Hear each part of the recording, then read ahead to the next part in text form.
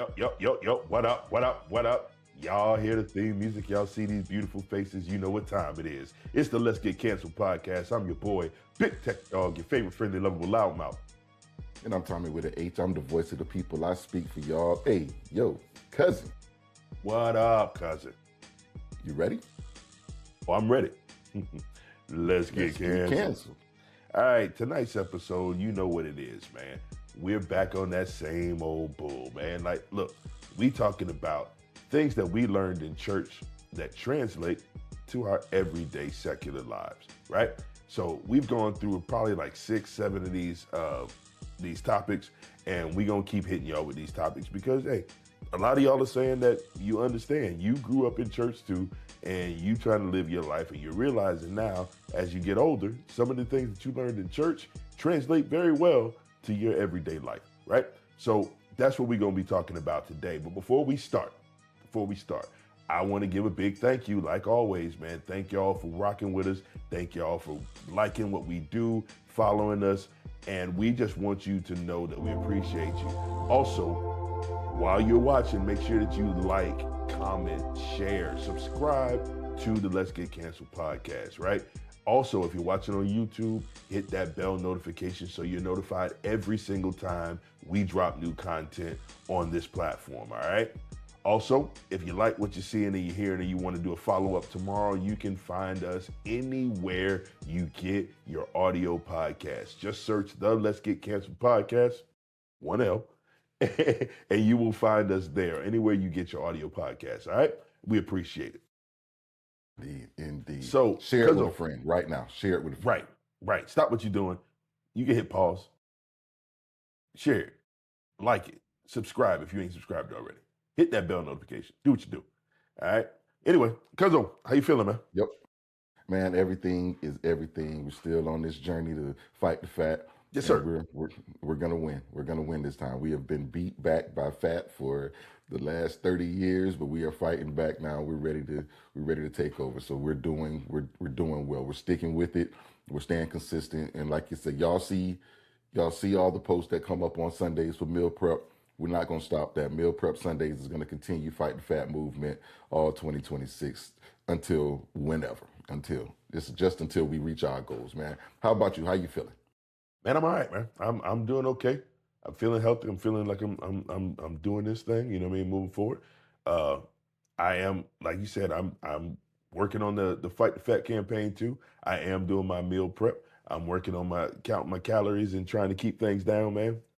Make better, healthier choices because I feel like I need to be around here for a long time. So that's what I'm trying to do. Got to be around for a long time. Right. Have to be here for the family.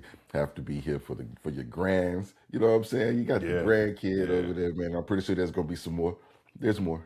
Hey, easy. It should be more. It should be more. Easy killer. But we'll make it happen, cuz we'll make it happen. Yes, indeed. All right, so listen, man. Let's talk about the first topic up on our list today is handling rejection, right? Now, here's the thing. When you were in church, your father ran World Youth Ministries. Yes, he did. And this consisted of a lot of different arms, but one of the most public arms, I'll say, was the youth choir, right? Yes. And you guys traveled and sang in all these different places. And I know my uncle.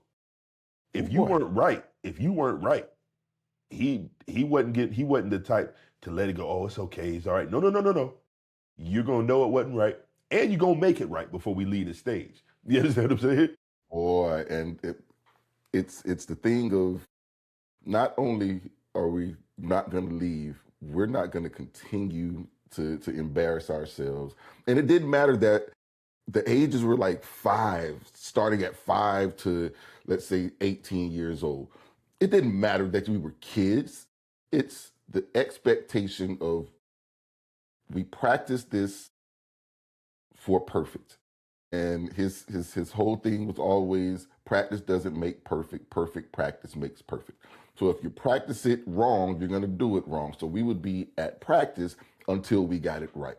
There was an instance when we were in Tennessee somewhere on tour, and We had done a couple of dates. I think we had done a Bobby Jones television show. We had done another television show. We had done a couple of different stops.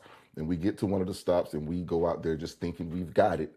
And he's out there on his piano, on his keyboard, and he's playing. And we start and it's all wrong. And when I tell you that this man stopped playing, came up in front of everybody in this auditorium, nope, stop. We're not doing this. We're not doing this. This is not what, and that embarrassment on all of our faces of these kids. Again, it's about 180 kids.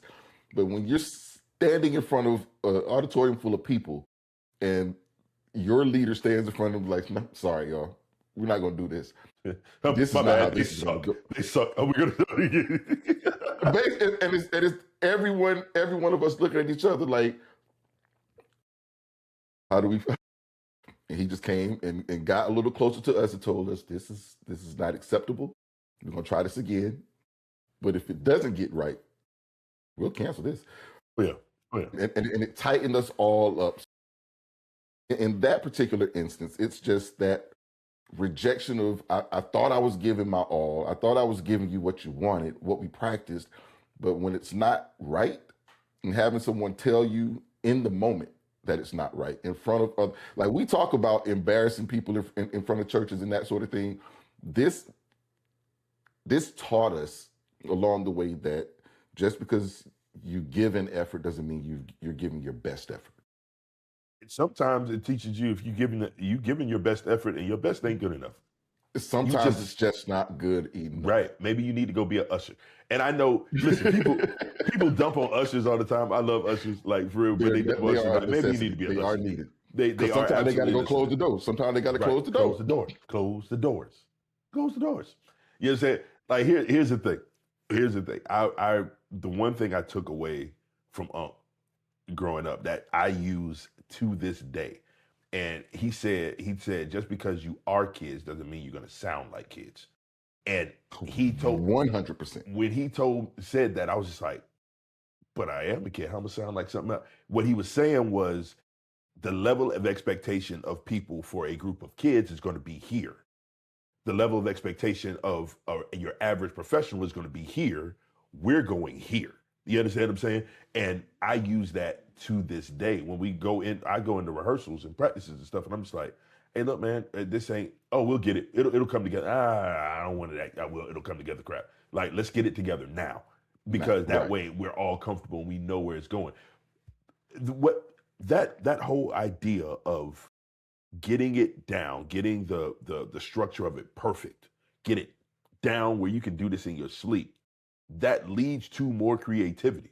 So if I'm in a rehearsal with the band and we got this down, every hit, every note, everything is sharp, then when we get on stage, whatever the crowd's giving us, that's when we start to branch out and do all that, because we know the foundation is strong, because we can always come right back to where we are and hit, bing, bing, and be sharp. That's the type of stuff that you work out in the practices. Now, the other thing is you could get up in front of a crowd and you could do your best. You could be really good and that crowd just go, all right, bless your heart. That's not what they was looking for. That's not what they wanted. And you had to deal with that like you just killed. And you look out there in the audience, you see people go, or they looking at their phone, or they having a conversation over here. Because this isn't their groove. This just isn't their groove. It's not what they like. It's not what they want. And you have that feeling in you of they don't like me. Not they don't like what I'm doing. It's a personal thing. It becomes personal and they don't like me. And no matter how often you've practiced it and you've gotten it perfect, because one of those things, I'm just going to step back just for a second. Another one of the phrases was, don't practice it until you get it right. Practice it until you can't get it wrong.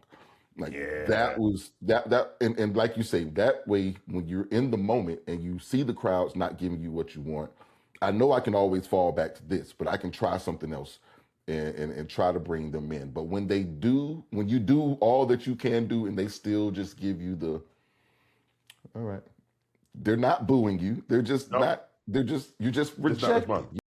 Yeah, that part you learn also that you don't look for the validation of others. Yep. At all. When you're doing your craft and you know that you are doing a great job, it may not be for them, but it's for someone. So you continue to do that craft the the way that you do your craft. And that's something again that you can take anywhere, because if you're always searching for validation from others, you're going to be disappointed a lot of the time, because everybody doesn't rock the same way. So you can stand in front of certain crowds that'll give you nothing. You go to another crowd and it's going to give you everything that you want. So you have to stay consistent with what you do. Now you may tailor it a little bit more, but you have to stay consistent to what you know. And that goes back to, I can do this way all day, every day. In my sleep, I can do it this way. If I need to change something up to fit this particular crowd or this particular audience, I know I can go ahead and make a pivot at that particular moment to try to bring them in. But if it doesn't, I know I can always circle right back to my norm and get right back in that pocket, and we're going to be able to rock. And one of the things is the same thing with everyday life, job rejections and promote not getting the promotion or emails. Well, I mean, that type of stuff. Yeah. And what I learned is like, hey, look, maybe I'm not a good fit for this job. It teaches you not to quit.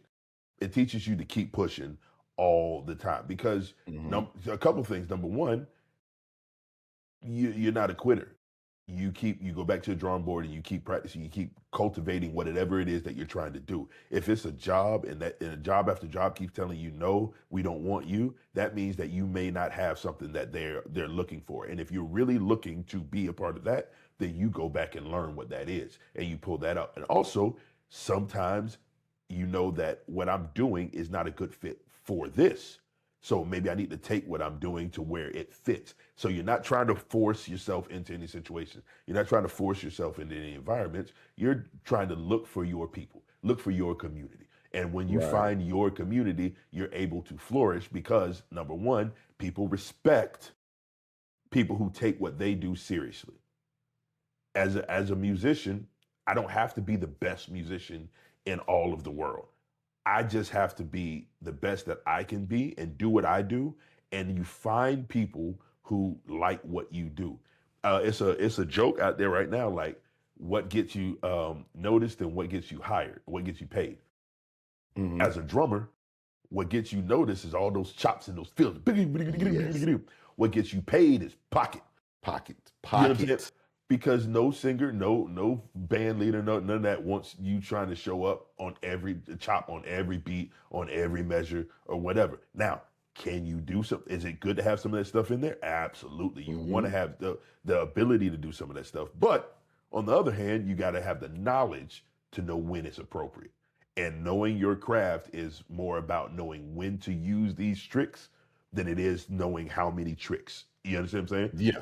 Indeed, because at times you're going to get your shine. You're going to get your give the drummer some moment. There is a give the drummer some moment where you can go out there and show them, oh, I can do all of this. But when it comes down to the performance, you're not here to see the drummer. You're here to see the man. You're here to listen to the song, not just hear me do tricks. I can show you that I can do that, but the consistency of being able to sit here and do this for 30 minutes, and it's just tap, tap, tap, tap, tap, and you hardly notice that I'm there, but you notice that the beat never drops.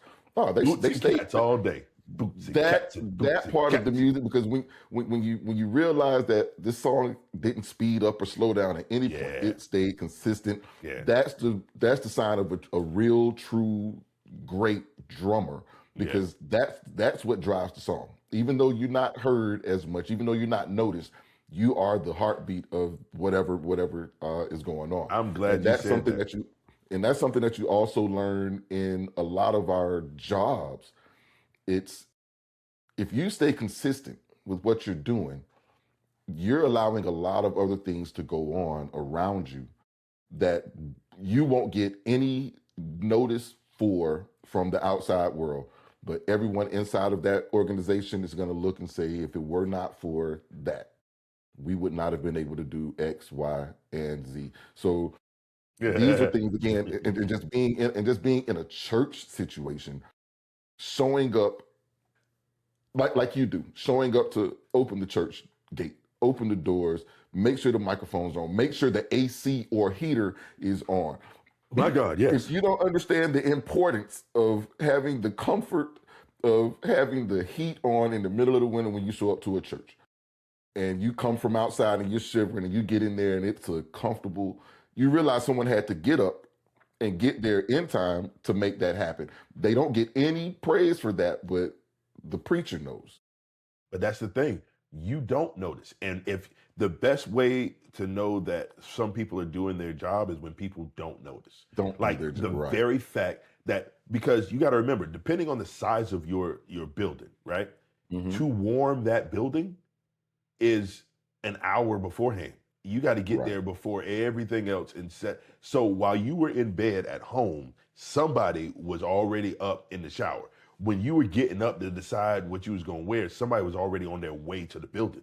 You know what I Right. mean? Those are the little things. And then somebody had to stick around and make sure everything was secure and that heater was turned back off. So the church ain't getting a huge bill and ended up because ain't nobody, you know what I'm saying? Like little stuff. And those are the things that consistency matters. I always think about, if you're at your job, the way you know you're making yourself indispensable, get sick, Right. and have to miss work for a week and see what things happen. If they can go on like nothing is wrong and they don't even notice, then maybe you need to make yourself a little bit more important. You know what I mean? If they hit these things and go, wait, how do we actually get, and it can be something as simple as, hey, we're out of toner in the printer.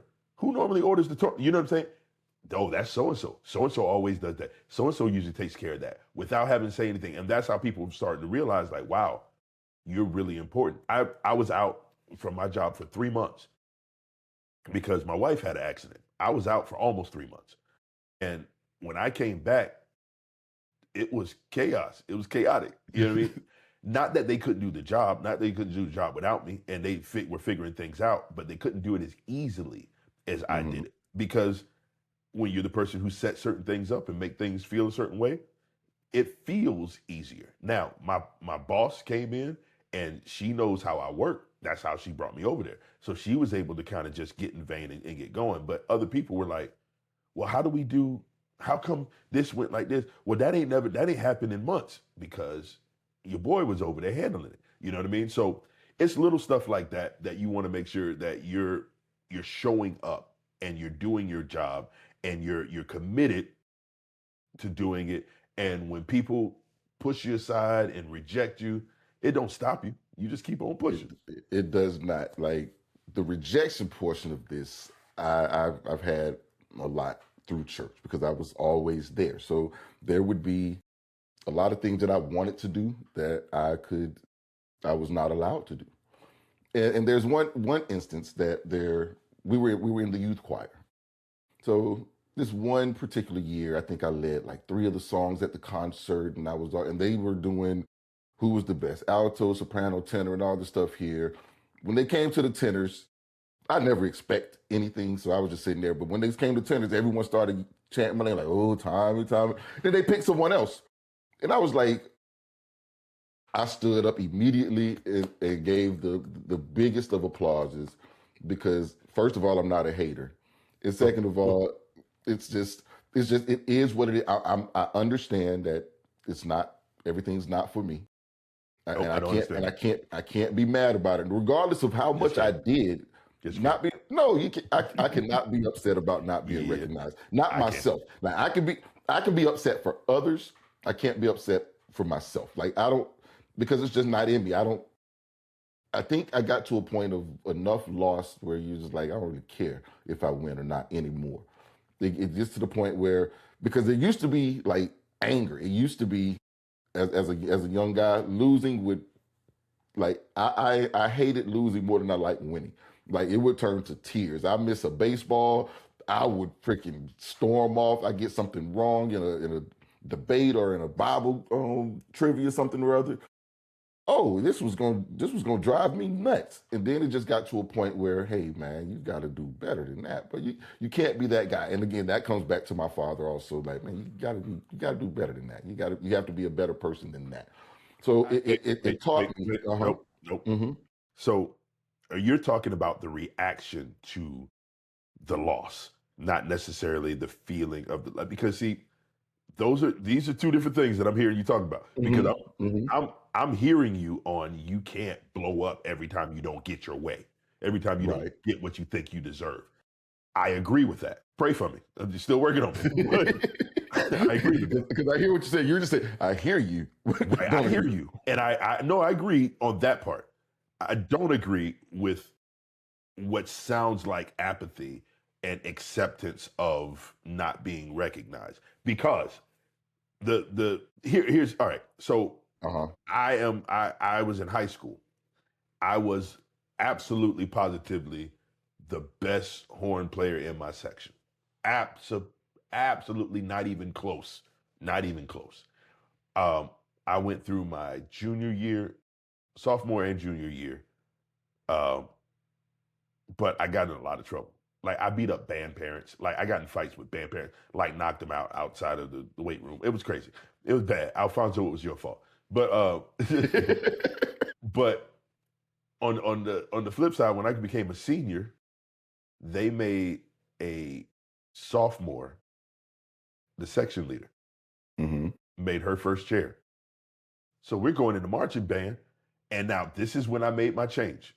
At 17 years old, a senior in high school, we got down to, and they would hand you your charts of your placements and stuff like that, and your music, your sheet music, and we would break into sections.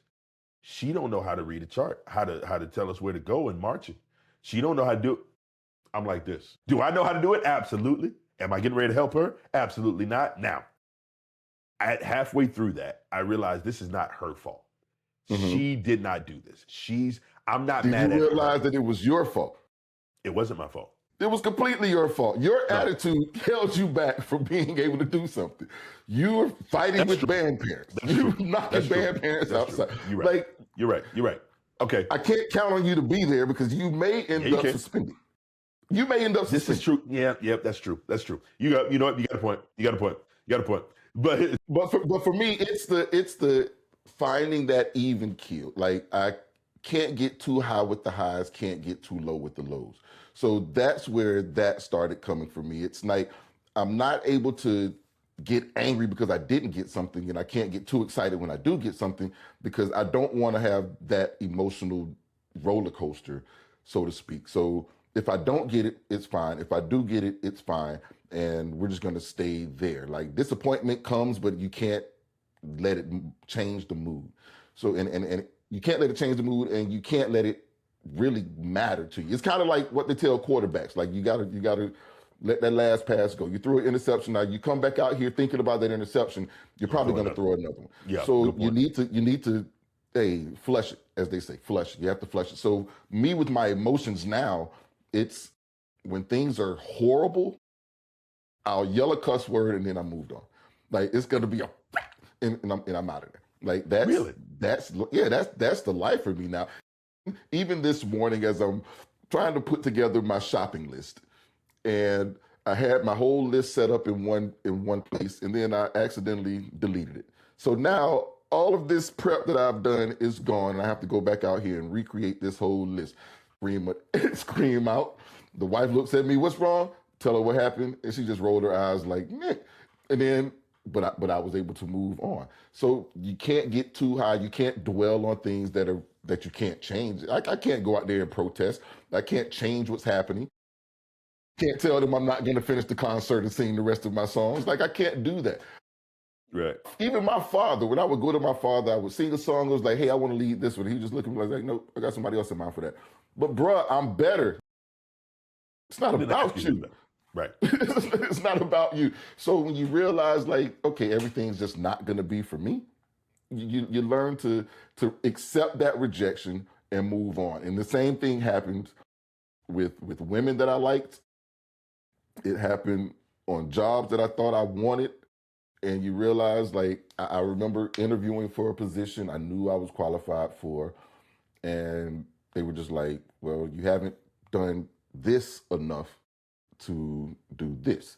And I was like, "But I've done everything else. And it's just this one piece that I'm missing. And I know this person that you actually hired does not know all of these other pieces." And it's just at that point, it was not for me. Now it ends up working out in my benefit because when things in the company started to fracture, I was in a safe space. So had I gotten what I wanted, I would have ended up unemployed soon thereafter, especially after COVID hit. Like everything went to crap. So it was one of those situations where I wanted something, I was rejected. I did not act out, did not let it stop what I did. My normal job I just tightened up what I did there, and it made me indispensable for that particular position. So then when other things opened up, my name was already out there. So, hey, let's go and tag Tommy for this. When people around me are getting let go, we're going to tag Tommy for this, and we're going to make sure that you get moved to this location or that one. At times, it's that rejection came, but also knowing that what's not for me is not mine, and what is for me is going to be for me. And I know God's going to always put me in a position to win. Yeah. So that's, again, it's being rejected teaches you some faith also. It will teach you some faith, because you get I'm sick of getting these rejection letters. I'm sick of this, but it also lets you know that even though I got all those rejection letters, I haven't missed a bill yet. I haven't done, and you realize that God takes care of the things that you need. And then when you finally get that acceptance, you realize, had I gotten that over there, I wouldn't have had this. I guess. I hear what you're saying, and I agree with most of it. It's just one of those things where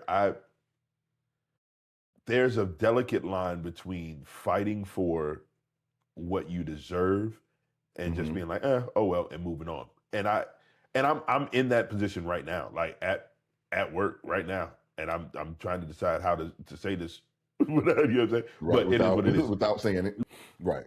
Well, I know, because there was a position that came up at work and I wasn't even considered.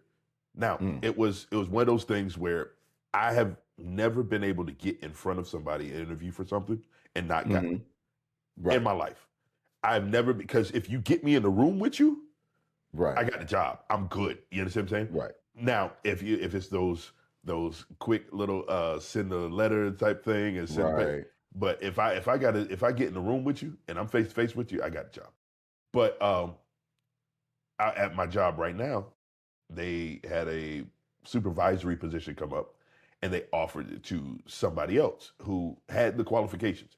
Like she's I don't think is good for it, but they offered it to her. She rejected it because it wasn't enough money, because she's got the degrees, right? Right. She got the paper. And then before anything else I knew, they went and got somebody from another department to come over there. Now, I'm just like, and I felt like I was back in high school again, because I'm looking at her going, I'm not, and this is what saved her. I'm not mad at you at all. I remembered that thing, and I was like, I can't take it out on you. I'm not happy with this. Hey, all right, well, can you show her the road? I can't do that. I can't show her how to do nothing over it. You know what I'm saying? I can't. I'm not going to train the person that you said was more qualified to do the job. Teach my boss how to boss me. Like, right, that's ridiculous. And to her credit, she looks at me like, hey, I know you know what's going on around here. They put me over here, and it was a good opportunity for me, which it was for her. And it was like, she's been here with the company for 4 years or something like that. I've only been here 2. And it's like, I'm not mad at you at all. And she's a sweetheart. I like her a lot. She's good people. Right. The problem is not you, ma'am. It's the way this went down. It's not you, and I'm not going to take this out on you and make an issue between you and I when there really doesn't need to be. Absolutely not. It's that taking the rejection, because I know you had some rejection, especially with our grandmother. Nigga. I wasn't good enough. How many church no's did you get? Church no's, house no's, car no's, store no's. Just a phone call to say no. Like, you know what I'm saying? Like when granddaddy died, I was in the car with grandma and I was driving her, and she just started praying and talking to granddad like, oh, the baby is driving me around now. Look at that. And I was like, yeah. And she was like, oh Lord, you need to slow down. Ooh. And I'm just like, see, you not only are you telling me no, you calling my granddaddy to tell him to tell me no too. And he ain't even here. That is that's the craziest thing, because when they were living in Tallahassee right before he passed, I'm riding around with grandma, and she is busting it through traffic. And I was like, grandma, she was like blowing the horn like, these people drive like they're scared to die. Lady, they're supposed to. And I was like, just because you have lived your 80 years does not mean it's time for everybody to want to die. But for her to tell, she was like, they drive like they scared to die. Most of us are, Grandma. I'm sorry. Yeah, we don't want to leave. We are not that type. God Almighty. We want to see Jesus, just not this afternoon. Like, come on, man. Like, what did you do it to me? Bro, Yeah, let me tell you something. I know this ain't got nothing to do. Anything to do, but actually do a little bit. Your grandmama. Oh, Lord. Let me tell you the rejection I got. I got in trouble. Your granddaddy got me in trouble with your grandma twice. Hold up, my granddaddy and my grandma. Right. Because there was one time, so you remember granddaddy was sick in Palaca, and then they did the tour. I call it the tour, where they went around to the different cities where all the kids lived and stuff like that. So while they was in Palaca at the Blue House, okay, granddaddy said he was hungry, and grandma was gone. So I was gonna make some grits. I got a pot. I've never made grits before. I got a pot. Nobody told me grits expand. So I got a little pot. So I go like this. I scoop. Here's the grit. That's enough for me. That's enough for granddaddy. Scoop. Grandma gonna come home. She gonna be hungry. That's enough for grandma. Like, I am scooping. Like, imagine if a bowl of just uncooked grits. That's how much grits I put in there for one serving, right? So I done added the water. I make sure I'm stirring. I added salt, and I'm good with like a little bit of butter, and I'm whipping. Now it's just simmering on the stove. I go in the room to play because it's on the stove. It's simmering. Grandma come home. I'm fully expecting pride and thank you so much. No, it was no appreciation. Oh my God, come in, bruh. It's just grits just everywhere. Oh, she done got pots and pots, and you know what she told me? She said, "You gonna sit down and eat every bit of it." I can't eat 4 pots worth of grits. You know what I'm saying? But granddaddy wanted grits. Fast forward, right? Fast forward. We at Albany, New York. Albany. Granddaddy already had like the amputations and stuff, and we're sitting at the apartment, and he says he wanted some Oreos. Now I'm older now. I can go to the store on my own. I got a little bit of money in my pocket. They don't need to know where I got the money from, but I had some money in my pocket. My granddaddy wanted some Oreos and milk. Guess what he go get? Oreos and milk. Grandma's going again. Keep in mind, y'all, I said amputations from diabetes, right? I done go to the store. I done got the big pack of Oreos and half a gallon of milk because me and my granddaddy about to eat some Oreos and milk. I come back to the house. I'm sitting at the table. Granddaddy's at the table. We got the Oreos in the middle, and I've got my cup of milk. He got his cup of milk, and we are just yum, yum, dipping and eating and laughing and talking. Grandma came in the door. She said, "Tommy." My granddaddy said, "It was all mine." You understand what I'm saying? Like, these are things. So when this is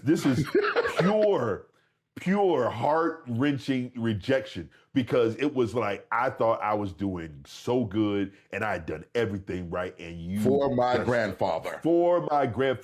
Granddaddy said used to get me out of trouble. As he got older, Granddaddy said would get me in trouble. You understand what I'm saying? Like, I'm supposed to know better. When did this change, and why did I not get a memo? You understand what I'm saying? But anyways, listen, I'm telling y'all now, rejection. He was a problem. When he got older, he was a problem. And yeah, right. Rejection came at all costs. The pointed statement on this is church teaches you how to be rejected without quitting immediately. And I think that's a poignant point, and I think that's a good button on this particular topic, because quit ain't never been in our vocabulary. So you can be rejected and you can tell me I'm the worst ever. I ain't gonna do nothing but get better or ignore you, or a combination of the two. Because what we not gonna do is quit. We gonna keep on pushing. And that's how you do that, man, with this handling rejection. Straight up. So next on the list is time and commitment discipline. Now, I'm just gonna you are the minister of music. You are the guy that has to show up and open gates and be there when people come to do anything that needs to be done. You have to go and open up the church for the folks. So the commitment that it takes to do that. Just explain to the people what it is that you actually do. All right. So I'm the MD. at my church. I'm the music director at my church. I Anything audible or visual at church is my responsibility. On top of that, I grew up with my daddy as the deacon of the church for forever. No matter what the church, we didn't church hop, so it was like we were with granddad at granddaddy church. We moved to Orlando. We were at one church, and we moved to another church. That was it. Like that's where I've been forever. And so I watched him open, close, secure, make sure when things need to get fixed, it gets fixed. When things don't need, you know what I'm saying? Like stuff like that. I don't get into the finances with church because I don't want to. I don't want to touch the money of the church at all. But yeah, so on a typical week, right? This past week, Sunday morning, church service. Oh, I'm also the minister of music for the district. So so let's say it's a fifth Sunday, right? I got my morning service, and then Sunday afternoon is a fifth Sunday meeting where like 3-4 churches come together. I got to make sure there's music, musicians, songs. That means beforehand we had to do rehearsals and all that stuff. Then when I get there, I got to make sure no matter which church we're in, whether it's mine or somebody else's, that the sound is right. So I adjust that. So what I've been doing is just working with the other pastors in district. Like, hey, I'll come do. I'll adjust your sound for free. Like I'll just come in and diagnose and kind of fix it for you. You know what I'm saying? Those are the type of things that I do. If it's Tuesday night is choir rehearsal. Wednesday night is Bible study. And then whatever happens in between. So if somebody rents the church for a funeral on Saturday, well, guess what? They need to get me all this stuff. So I have a separate email with, we got a slideshow we want to play. Send it to me, email it to me now. Or their praise dance, which is, I still don't quite get praise dances at funerals. Like it's just weird. Like I'm not saying it's bad. I'm not saying it's just odd to me a little bit. You know what I'm saying? And I've seen some real bad ones, y'all. But they send it to me. Well, guess what? Now Saturday morning. Now there are the deacons at the church, so they'll show up and open up. But guess what? When the questions start from the family, they can't answer any of the questions. Hey, who does this? How can it sound? What is this going to sound like? What is this going to look like?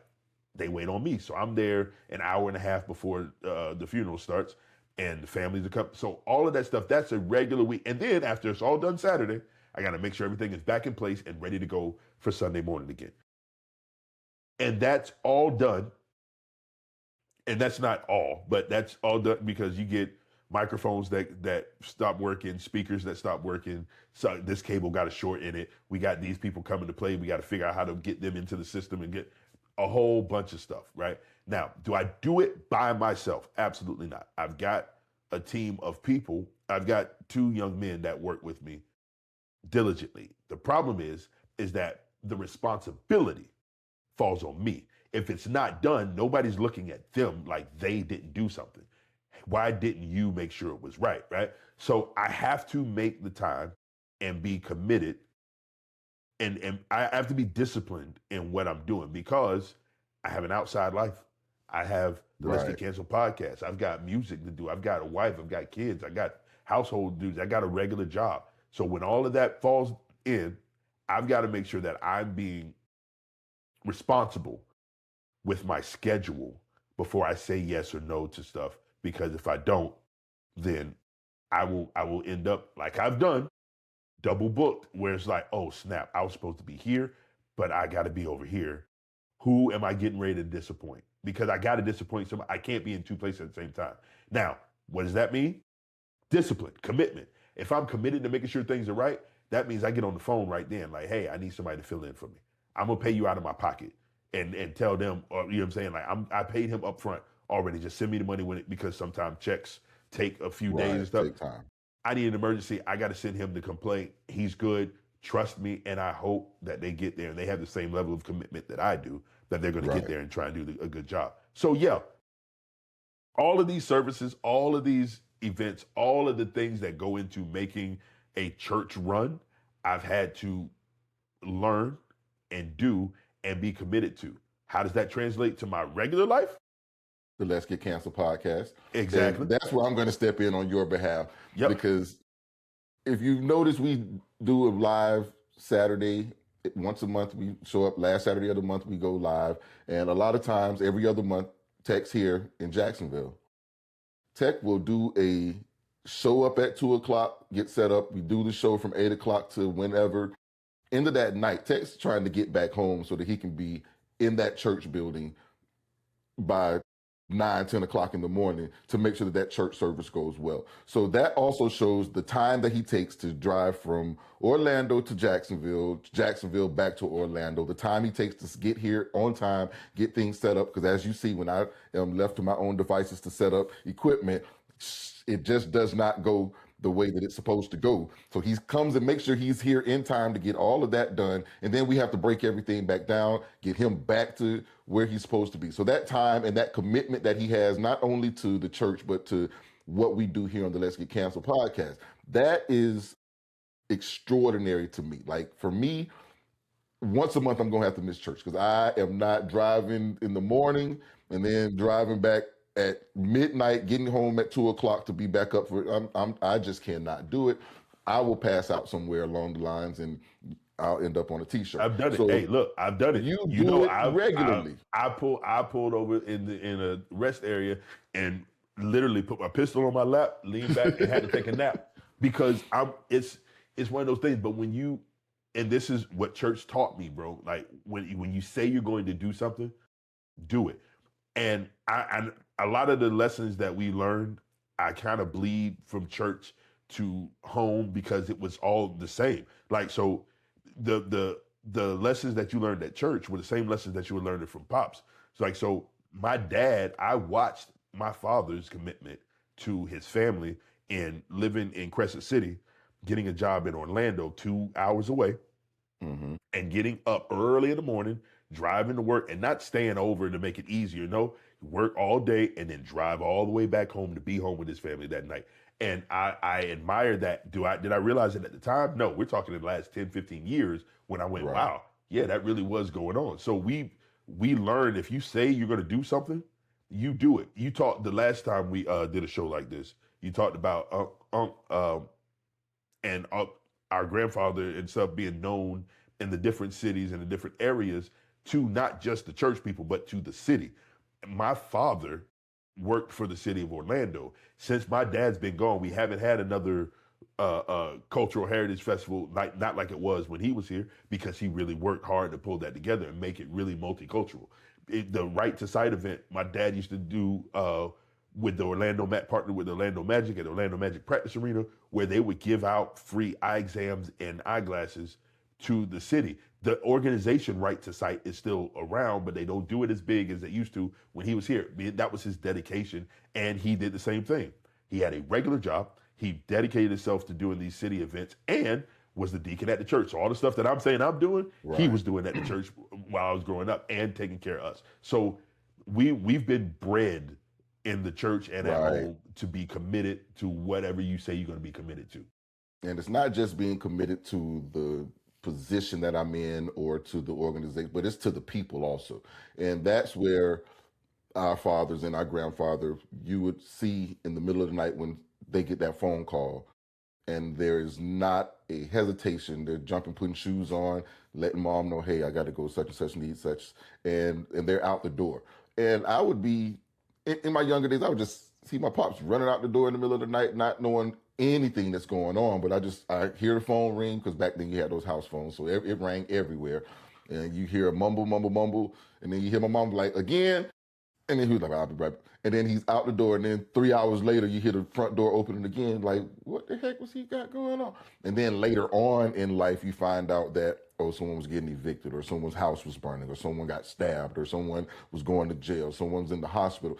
And it's like, all of those times, for me, I felt like, oh, he just up and running out on it. Why does he care about these other people? But again, it's not just a commitment to the position that he's in. It's the commitment to the people, because in a position, you can always find a reason not to do something simply because you have a position and a title. But when you have that commitment to the people, that's something that, again, it bleeds over into our everyday lives. So when people are in need, and I know my wife right now gets frustrated when my cousins have something going on and I'm like, hey, I've got to go.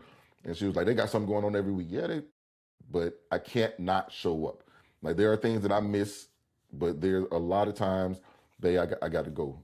it's a event, it's a birthday, because these are the people I'm committed to. I'm committed to her, and I'm here with her every day, and I will do everything that I can to make sure that her life is comfortable as she makes my life comfortable.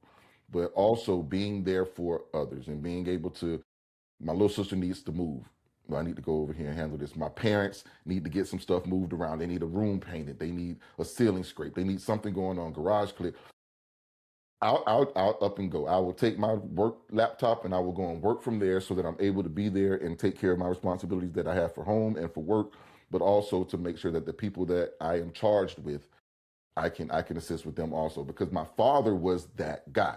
I remember my little sister was starting her nursing career, and she had to go over to Pensacola, 2 hours away from Tallahassee. She left her laptop, and she can't do her work without her laptop. Who does she call? She calls her father. Her father, without a hesitation, packed up and drove a laptop 2 hours to his daughter just so she could do her job and came right back home. He's the guy that you call when you're stranded on the highway in the middle of the night. He's the guy that you call. And now he's also the guy that you got to tell him to sit down. Like, hey, I'll go handle that. With you don't do. And I was just about to say, and now we are those guys that you call now, because we don't want our parents to have to go through any of that. But again, it's something that we learned that they did for church while we were in church, and then it like you said, it bleeds over into your household. So now it's just a part of who you are. If there's a need that I can fill, I'm going to be there. One of my buddies, and you guys remember Leo from the Battle of the Sexes episode, it's just, there was something that went on in his life, and I'm not going to bring any of it up, but there was something that went on in his life that he went missing for months, and nobody knew where he was. And it was in our group chat, everybody was like, have you seen him? No, I haven't seen him. I don't know what's going on. Somebody said, I think he goes to XYZ place on this particular day. So I just wrote in the chat, like, hey, I'm going to pull up on him and see if he's there. And this is 30 minutes from my house, but there's a need within my community. And again, those people that I'm tasked with, that I cannot allow you to go missing and suffer alone. If there's something that's going on, and when I got there, there was an embrace, and then there's a, bro, I was like, man, you just met. He was like, and he sat there and told me what was going on and explained it to me. I was like, I get it, but you can't go missing on the guys. I FaceTime all the guys together. I FaceTime the group chat. I put my eyeballs on them, and it was just one of those, bro, I appreciate you doing this, man. I was like, this is what we're supposed to do. This is what the brotherhood is about. This is what real love is about. It's not about talking trash about a nigga that's going missing. No, we got to go find him and find out what's going on. If there's an issue, we can fix it between us. But if there's something going on that he needs to handle on his own, he needs to at least understand that, hey, you're not alone. You may be by yourself, but you're not alone. We are here for that. So again, these are things that church taught us. You don't let those members who just disappear for a while, right, not get checked on. Someone's gonna go, and a lot of times it was our people. Yep. You know what? It's funny that you say that about Leo. Shout out Leo. I went through the same thing with Breeze, like with D, because after Biz passed, it was just me and D. Right. One of the things that, like, when I first got married, I told my wife, and when we were still in the little apartment over there, I told her, I said, look, these are my boys, these are my people, this is my family. One of these days, something's going to happen where I'm going to have to get up and go. And I'm not going to be able to explain to you at the moment why I have to go. Right.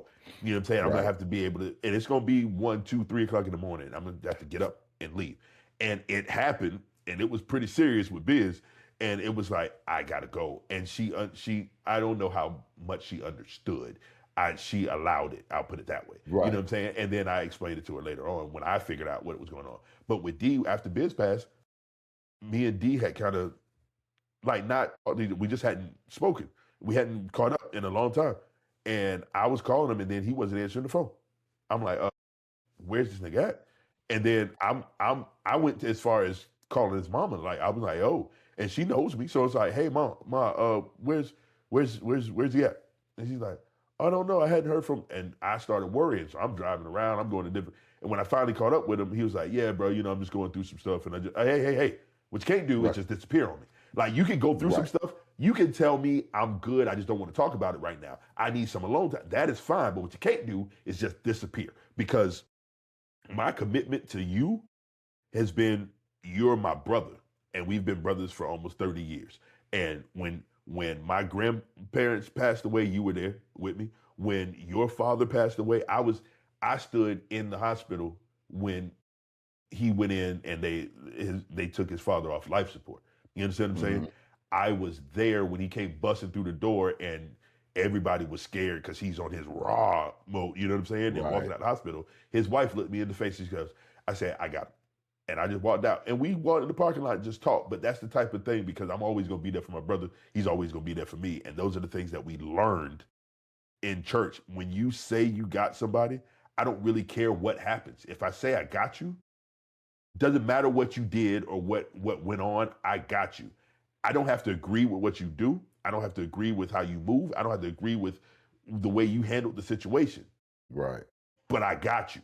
You know what I'm saying? You don't have to worry about looking in your corner and not seeing me there. I'm not going to defend what you do all the time. Right. I'm not going to do all that stuff. I may even chastise you from Absolutely. the corner. But you gonna know I love you, bro. You gonna know that I got you. So those are the commitments. It's now here's my other question though. I want to flip it real quick before we end this, because there's a debate point.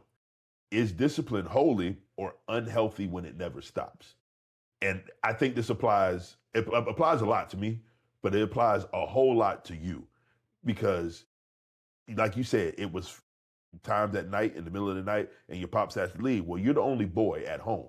And now every other boy in the city is calling your pops or Uncle Thomas and all this other stuff. Right. I know from my point of view, I've gotten into full on like, nigga, we can fade right now because that's my uncle. I'm not talking about a play uncle. I'm talking about my daddy oldest brother. You know what I'm saying? Like, uncle for real. That's what I've done.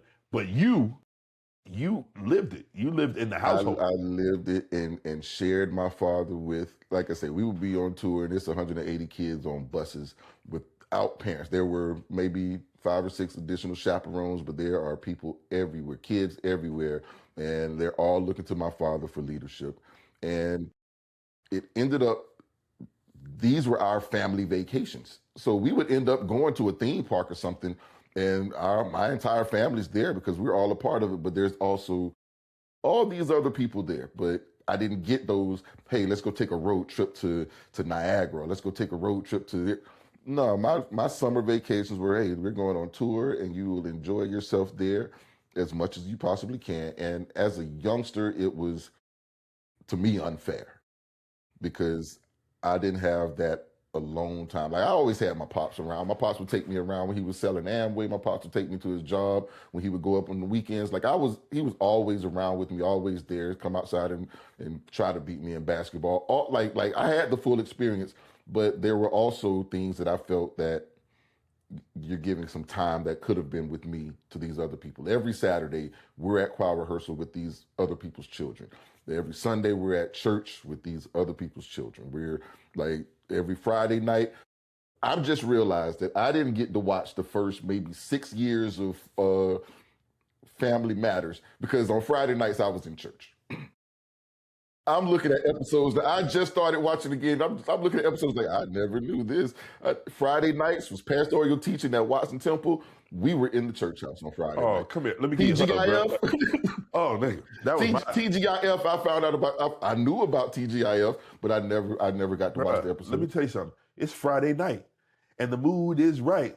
Gonna have some fun, show you how it's done. TGIF. How did you... Oh, bro, I didn't get to watch it. And I text my sisters about it once I started watching Full House. I was like, did y'all not? And they were like, we was in church, bro. Friday nights, 7:30 until whenever. We were in church. So these were times where other kids were going to football games and that sort of thing. My first football game, my parents weren't at. It's Friday night, church time. You go ahead and go. Look, my parents... My spring game, they weren't there because it's church day. So I get dropped off at the church after a football game, and now we can go get you some food. Yeah.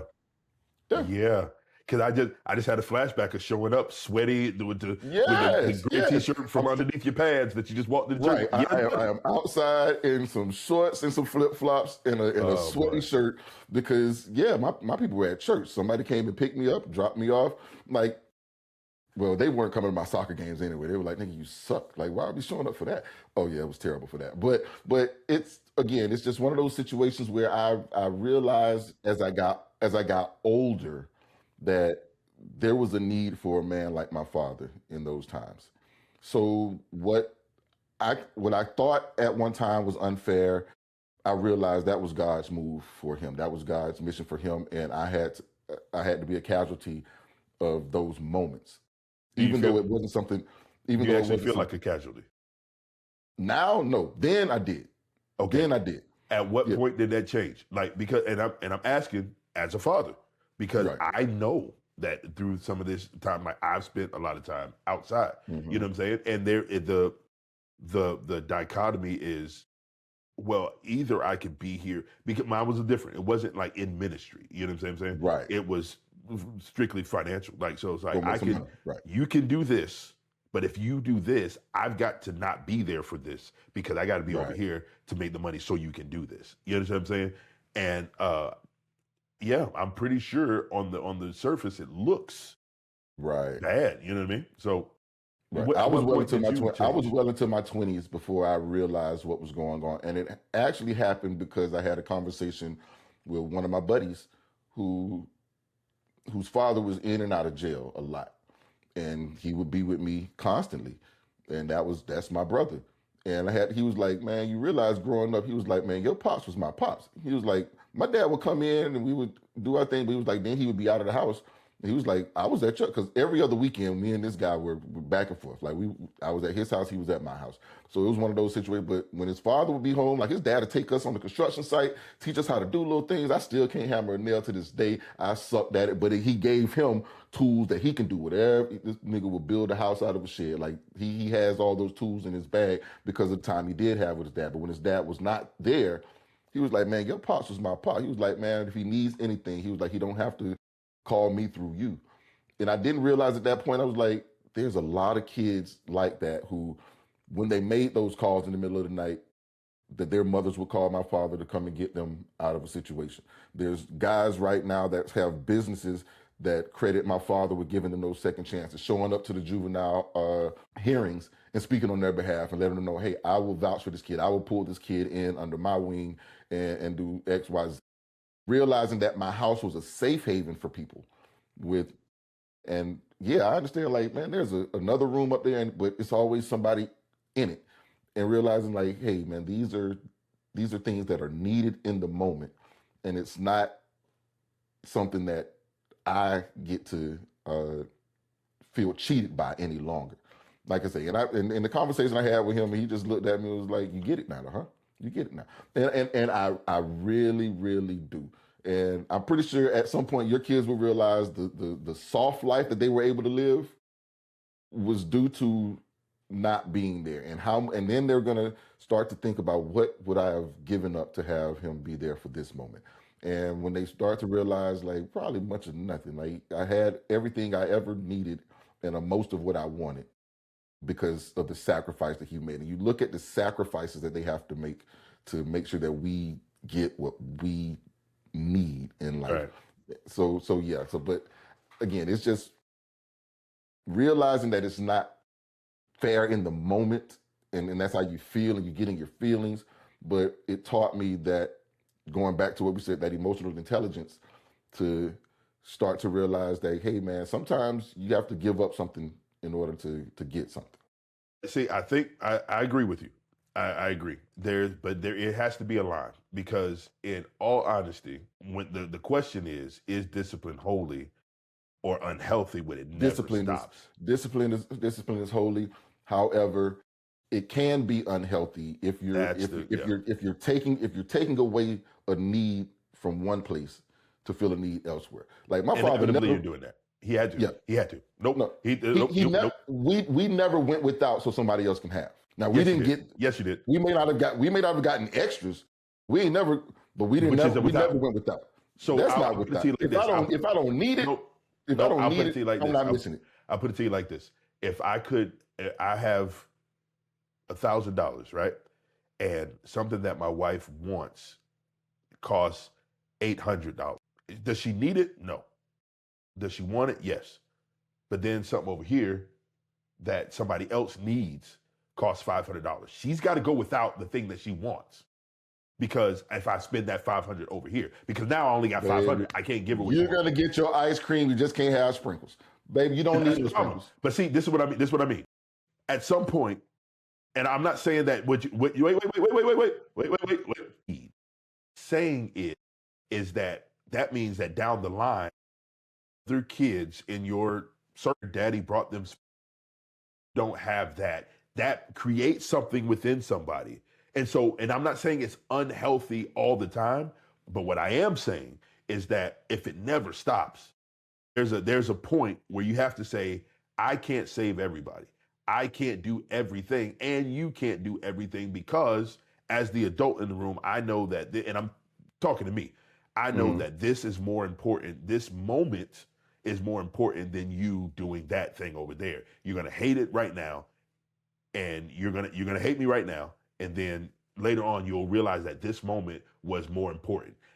I have not always made that distinction. I've not always. That's where I think it becomes unhealthy, because it's like, I should have been like, you know what? Nope, I'm not doing that gig, and you're not going to this tournament because we're going to go and do this over here.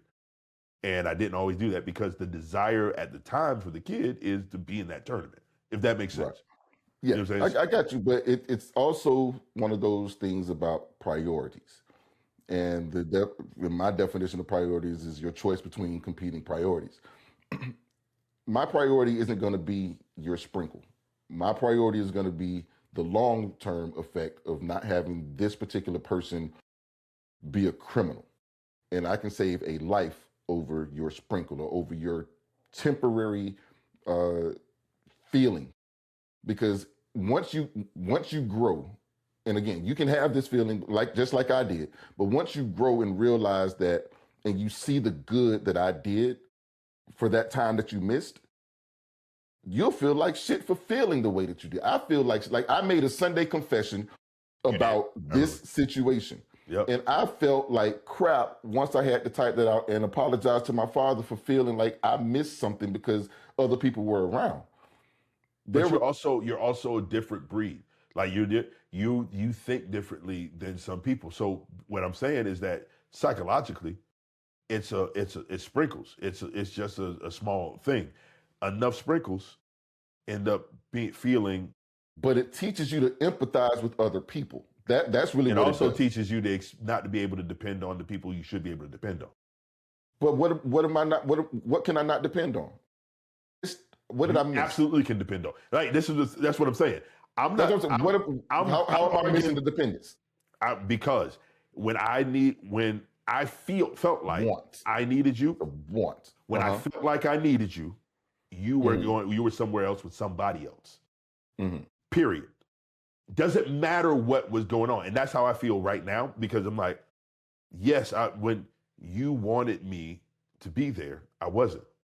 Mm-hmm. Now, I have to try to get you to see what exactly I was doing. I wasn't hanging out with my homeboys. You know what I'm saying? Right. I wasn't. You know what I'm saying? So it's a balance that it's definitely a balance. But I think it's really important. That's why I said once they get older, I think they will start to see again. And it's something that in the moment they're gonna hate. But as they grow older, they're gonna realize that this was a sacrifice he had to make. That gig that he missed, this ball game that I scored my highest amount of points, he wasn't there for that. But because he wasn't there for that, I was able to go to this tournament to showcase this, or I was able to get this pair of shoes that I wanted, or I was able to get some sprinkles because this nigga went and made sprinkle money. Right. It's like those sort of situations in your instance. Since my father's wasn't necessarily the pay work, it was the mission work. Right. Right. I don't get to say anything about the mission work. I don't get to say. I don't know. I think if he is because this is one of those things that my mother had to come to the realization of also, because she had those same feelings I had of these other people, but now she's dug in and embedded into the ministry as well, and she realizes like we have to go, we have to be there. When she wants to, when they don't want to go to Orlando for these conventions, when they don't want to show up to these meetings, when they don't want. we have to be, because this is the mission's work. This is God's work, and we don't get to tell God no. We can. Right. And so what I think we're gonna pay the consequence for it.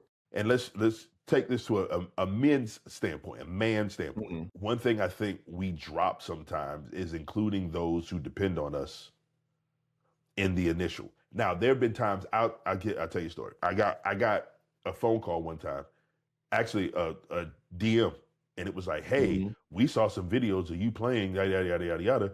We've got a gig Saturday in Miami and we need a drummer. I've never met these people. I don't know these people, and it's Miami, 4 hours away. Guess what? All right, I'm gonna go. You know who I took with me? I didn't take my wife. I took D. You know why? Because I don't know what I'm getting ready to walk into. You know what I'm saying? This could be great or this could be horrible. So, and she was upset with me at the time because it was like, hey, what, you going to Miami? I don't know. And trying to explain that is different. Now, what I could do the next time or in a different situation when it's not potentially a dangerous situation. By the way, that turned out great.